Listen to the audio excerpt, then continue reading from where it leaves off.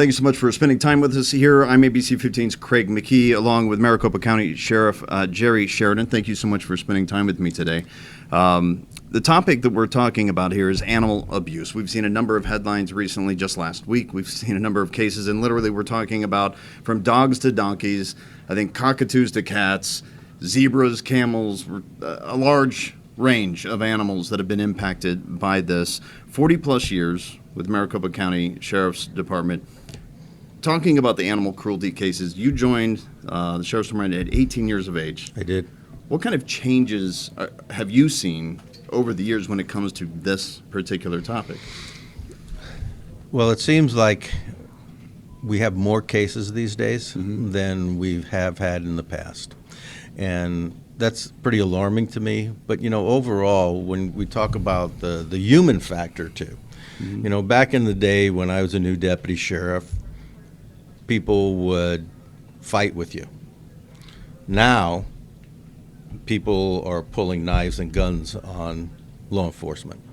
So deputies show up to say, hey, we're here to confiscate your animals, and next thing you know, you have a potential standoff situation. I'm just talking overall. Overall. Right. I mean, people have become more violent. Correct.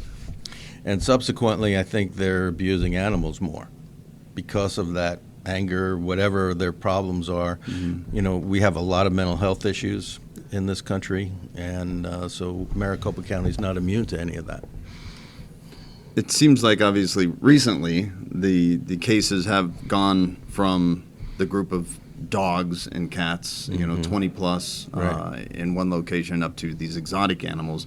Right. So I think if I look back years ago, maybe it was the cat hoarder or the dog hoarder or something like that.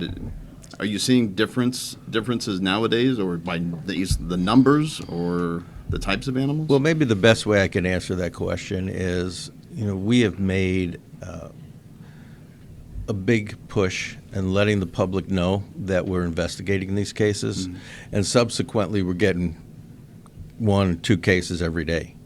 And that was part of what I talked about when I was running for sheriff, and I wanted people to know that we would not tolerate abuse of animals of any kind. Because when you think about it, I have horses and 5 dogs that I live with, and they're part of my family. But they're also like children because they're fully dependent upon you to take care of them, to feed them, to water them, to get medical attention when they need it. And so anybody that abuses these animals is really not just committing a crime, but morally too. I mean, to me, it's unconscionable. When you look at, say you're both a dog and a horse owner, when you go out to a scene like most recently that had the horses in the corrals, and from somebody just looking at the video, they may say, well, it looks like they have bins for food and bins for water, and they're in a corral, and it looks like they're being taken care of. Obviously, from first look, when you arrive out on scene out there, you're like, wait a second, these horses, what is it, I guess, the characteristics, if I'm a neighbor of a person next door to me, either has a bunch of dogs or cats, or maybe I live in a more rural area where there are horses and horse properties, what am I looking for from some of those characteristics of, say, a horse or other animals? Well, the horses will get thin, and they'll get so thin that their ribs start to show, and their hip bones start to peek out, and we saw that a lot in the Rio Verde case. And they didn't have any water, and a horse drinks about 25 to 30 gallons a day in this heat. And the day we were out there was 114 degrees, and there was absolutely no water. Matter of fact, the Rural Metro Fire Department, they came out, and I want to do a shout out to them, and dispensed over 2,000 gallons to fill up the water tanks. So they had to bring their water tank out. They brought a water tanker out just to be able to handle this. Yeah, and that only filled up the water troughs maybe a third. Right. So they could have dispensed another, 4,000 gallons to fill those things up. And that's the problem. The amount of animals that were there, and the fact that the neighbor called us and told us that they were keeping tabs on the the water and the feed because they noticed that there's a change in how those animals were being taken care of. Right. And that could be a number of reasons. Obviously, we have the mental health aspect of it. But there's also the financial aspect. Somebody just might get into a hard time. Maybe 2 months goes by. Hey, I'm going to get out of this situation. I'm going to get out of this situation. 3 months goes by, 6 months, or whatever the case is. Right. What do you tell folks like that who find themselves in this situation where, God, I used to take care of these animals every day. They had the fresh hay, they had the fresh pellets, they had the water. Dogs were always fed and walked, and et cetera. Right. When they find themselves in this situation, what advice do you have for them before you guys come knocking on the door? Well, there's plenty of rescue places that will take in those horses before they're abused. And it costs about $225 a month to feed one horse. So you're right. People do fall into bad times. They might lose their job and all that. But before you go to abusing your horse by not feeding it or watering it, I'm sure there are people out there that'd be happy to take them off your hands and adopt them. So I guess looking at that fine line between the neighbor calling and turning someone in, and now you're looking at possible animal abuse charges, to picking up that phone and calling the sheriff's department for guidance, where's that fine line to say, I'm not self-reporting, I don't want to get charged with animal abuse, but I'm finding myself in a situation where I need to find a home for these animals? Well, there's plenty of rescues. I mean, everybody has the internet, right? You can just get right on the internet and look at horse rescues, Maricopa County, and there's a bunch of them. But would there be fear, or should there be any concerns if somebody is in a dire situation? Could they then be charged? Well, depending on the situation? Yeah, they could. So what I'm saying is adopt them out before you get to that point. Right. Okay. What do you say to neighbors who find themselves in that predicament, who they are living next to someone who maybe that environment has changed, to your point, where financially or what have you, or maybe it is a mental health situation. They've tried to do, whether it's an HOA or other avenues, to say, the mess in the backyard isn't being cleaned up, and I know that these dogs or cats are being just kept in cages or what have you. What do you say to that neighbor to get them to? I would say, report? please, the welfare of that animal is important. If you want to protect your anonymity, you can always call in anonymously and let us know what's going on. We'll be more than happy to send the detectives out to take a look. And don't wait until the animal is really in dire condition. Because I know in some of these rescue cases that you end up being recovery efforts. You get out to go and you're able to rescue a half dozen, but sometimes there are animals dead in the cages. Right. Oh, and we had probably the most egregious case in Gila Bend earlier this year. I think every media outlet did a story on that. But in my 40 years in law enforcement, it was the most disgusting case of animal abuse. They had animals in cages eating the other animals, and it was really nasty. And the detectives that we have assigned, we have 3 full-time detectives that are assigned to. Just this is solely all these they do cases. is animal cruelty cases, and they're trained. We sent them to University of Colorado, and so they know what they're doing. And they were affected greatly because their love for animals is the reason they wanted to do this job. When these animals get taken in, there are some people that may say, well, I can't believe my taxpaying dollars are going to this. Well, there's a bigger issue here, because now the MASH unit is having to hold on to these animals because now they're evidence in a case.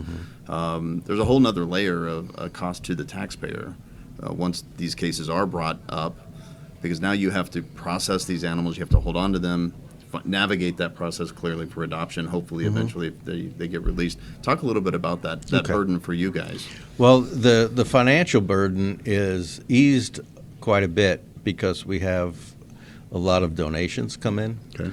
And for example, we had a truckload of hay brought in just last week for all the horses and exotic animals animals and that stuff. we Yeah. confiscated. So people do step up to the plate when it comes to the welfare And that's a of donation directly animals. to Maricopa County Sheriff's Department right. to take care of this. Right. Yeah. And so that helps. But also people need to understand, if they're worried about us spending money, we're investigating a crime, and part of that crime is these animals. And like you said, we need to keep them as evidence.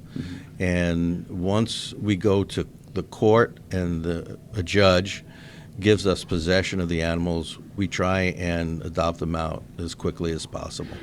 So right now, obviously, with one of the more recent cases, which caught a lot of buzz in the newsroom, like, what do you mean somebody had a zebra? What do you mean somebody had a camel? And we know that you can have these animals. Yep. Sometimes certain animals obviously take certain permits Right. to have. Whether those are in place or not, that's another question. When you go out to a scene like that, and you're used to dogs and cats, I couldn't even actually believe it, like a cockatoo or whatever, it was actually Right. part of some of this. But when you see a camel or a zebra, what starts going through your mind or the deputies' minds? Well, what went through our mind, because it was a big property, there was no house on it, and it was almost like they had their own little private petting zoo. Okay. The camels were very friendly, and they're unique. There was two of them, and the zebra was kind of friendly, but it was a young zebra and still had its winter coat. And anybody that knows anything about bigger animals like horses would know that there's something wrong with that zebra to still have his winter coat on. They should have lost that winter coat months ago. So that was a sign to the detectives that this animal needs some help. So what would you say to the general public then? You know, somebody watching this, what would you say to them about these cases, how they can get involved, whether from donation or reporting? Yeah, well, that's a great question. They can always report to the sheriff's office, and they can also get involved in the animal cruelty posse. I know that there's been a lot of interest, especially since the Rio Verde case, Right. of people joining the animal cruelty posse, and we'd love them to do that. They can go to mcso.org and take a look and sign up that way if they want to help. Of course, if they want to make donations, there are all kinds of ways to make donations to MASH. And MASH is where we keep the animals. You know, we have them in the old jail like we did years ago. Right. And the old First Avenue jail, we're hoping to move out of there within the next year or so and take over the county animals and rabies control on 27th Avenue and Lower Buckeye. And that's be a much better environment for the dogs and the cats that we keep there. And then next to the Towers Jail, we have MASH 2, which is for the bigger animals, the livestock. So we had a lot of sheep that we confiscated, and horses, and I think there were goats involved in this last round. well, too. there was a couple of goats. Yeah. Those sheep were different than the normal sheep we think about. Okay. You know, I thought they were goats initially, Yeah. and but they turned out to be some exotic strain of sheep. Right. And you know, the cockatoo was awesome, and talked. He was bilingual. Okay. And he was very friendly. Very talkative. Very talkative, very friendly. Yeah, he is a unique animal, and he should be easy to adopt out for somebody that wants a pet. We think he's a little older because we found out that the cockatoo was given to the person that owned this facility. Right. And he said that he had gotten it from an elderly woman that had passed away. Okay. So. In some of those situations, that's what happens. Right. You know? Well, these animals, you know, cockatoo can live 60, 70 years. Right. Yeah. Well, Sheriff, thank you so much for spending time with me today just to talk about this topic. Obviously, it's one that we cover very closely. I think every time you're out somewhere with animal abuse, we're out there as well. For anybody watching, you can get the latest coverage over at abc15.com. From Maricopa County Sheriff Jerry Sheridan, I'm ABC 15's Craig McKee.